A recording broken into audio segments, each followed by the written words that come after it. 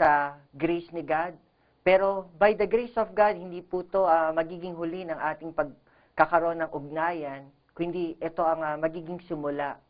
At kung meron po kayo na maitutulong upang lalo natin mapalaganap ang gospel of God's grace, or any suggestion, comments, even reaction, i-text nyo lang po ako sa number na nasa likod ng CD. Even mag-email po kayo. At talagang nais ko po na makarinig mula sa inyo. So, by the grace of God, ipag-pray rin po natin na hindi po ito yung magiging huli ng video message, kundi makalabas pa po tayo upang mas lalo na lumago tayo sa usapin ng gospel of God's grace.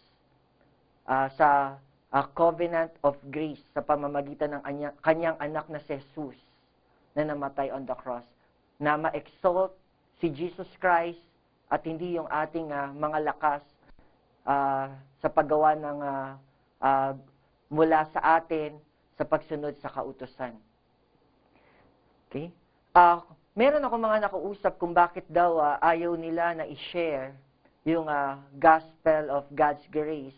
Dahil kapag, sabi nila, kapag sobra sa grace, baka abusuhin at gamitin sa paggawa ng kasalanan. Hindi po totoo yun. Kung hindi, ang kalagayan lang nun is, hindi pa nila naiintindihan yung grace. Kundi, the more mo ituro yung grace, hanggang maintindihan nila at makikita natin yung tunay na pagbabago sa kanila. So, ibig sabihin, kailangan pa nila more na makarinig ng grace at hanggang maintindihan nila at maunawaan nila ang tungkol sa grace. Dahil ang grace lang ang tunay na magbabago sa atin. So, pupuntahan po natin at iisa-isahin natin, himay-himayin natin kung itong verse na more on yun ang tinutunguhan nun, patutunguhan yun ng sinasabi na ginagamit yung grace sa license para gumawa ng kasalanan. Dito po yun sa Jude verse 4. Sabi po rito, for a certain man whose condemnation was written about. So itong mga tao nito, yung condemnation ay naisulat na para sa kanila. Sino po itong mga tao nito? Hindi po sila mananampalataya. Ang sabi rito sa John 3:18, whoever believes in him is not condemned. But whoever does not believe is stand condemned already, because he has not believed in the name of God's one and only Son. So makikita po natin na hindi sila mananampalataya. And ano pa po yung ating expect sa mga tao na hindi pa naka-experience ng kagandahang loob ng pagmamahal ng Diyos at pagliligtas? Hindi pa nila na-experience at na-appreciate kung paano sila niligtas, kung paano sila papunta sa impyerno at naligtas, at ngayon ay papunta na sila sa heaven at makapiling si God forever. So, wala tayong na-expect na good sa kanila, itong mga tao nito, because they are not true believer. Ang sabi rito, kung ating tutuloy, have secretly slipped in among you. Secretly, sila pumapasok sa atin, nakikipag-join sa atin, and then akala natin tunay silang believer, and then makikita natin na sila'y namumuhay sa kasalanan, and then na-stumble tayo. And then sasabihin, yan ba ang mga nakarinig ng grace tungkol sa kaligtasan? Yan ba yung nakarinig tungkol sa grace ni God? So nakikita natin na walang pagbabago. Ngunit makikita nyo, sila'y pumapasok sa church, sa fellowship, at akala natin believer, kaya maraming na-stumble at nasisira yung napakahalaga na ginawa ni God para sa atin, yung kanyang grace, nasira dahil sa mga tao nito na hindi naman tunay na believer na pumapasok. At ang sabi rito, they are godless men. Kung tatagalugin lang natin to, maliwanag na po agad, sabi, ito yung mga taong walang Diyos. So, hindi po sila mananampalataya. Sabi, kung ating itutuloy, who changed the grace of our God. Binago po nila yung grace. Yung tunay na grace na magbabago ng buhay, ang ginawa nila, binago nila yung grace at ginawa nilang license to immorality or sa sin.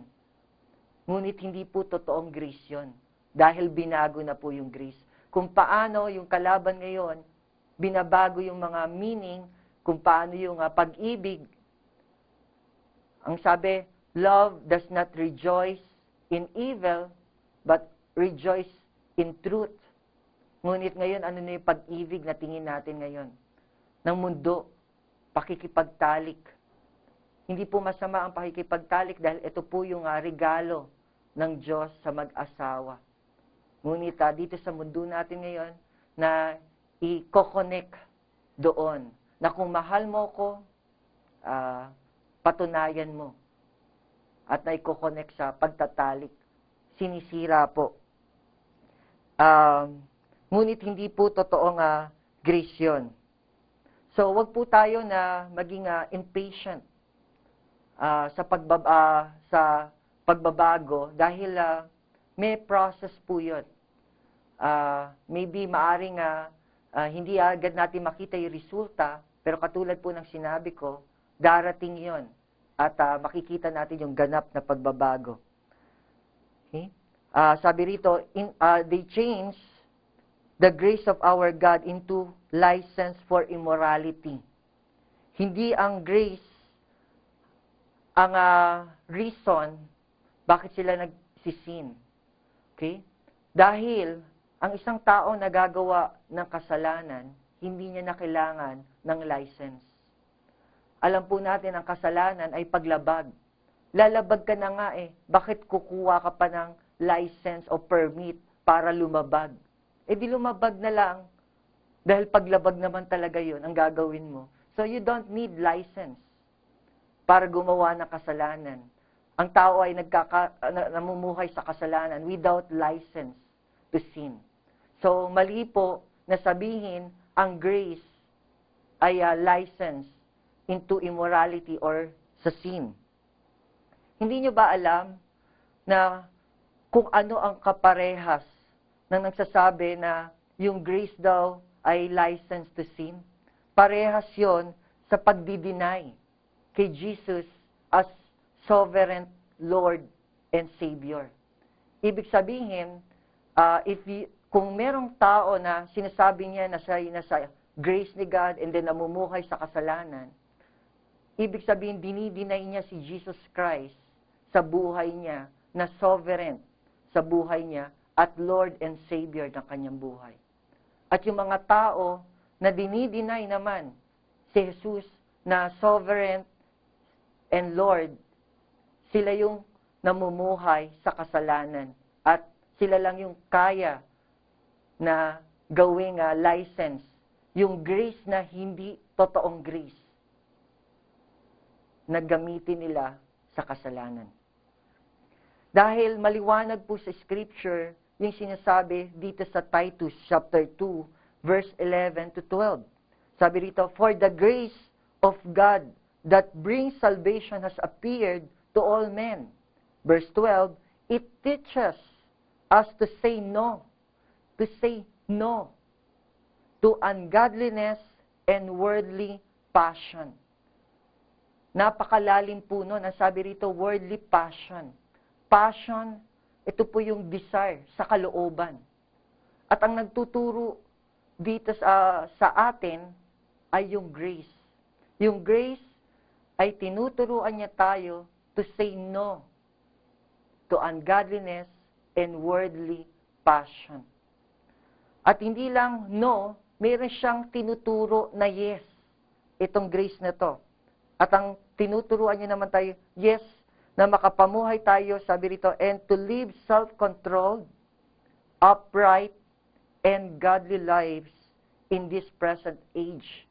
Itong ating generation na wicked and crooked generation, sa gitna ng talagang madilim, kaya pa rin makapamuhay ng may kabanalan at upright at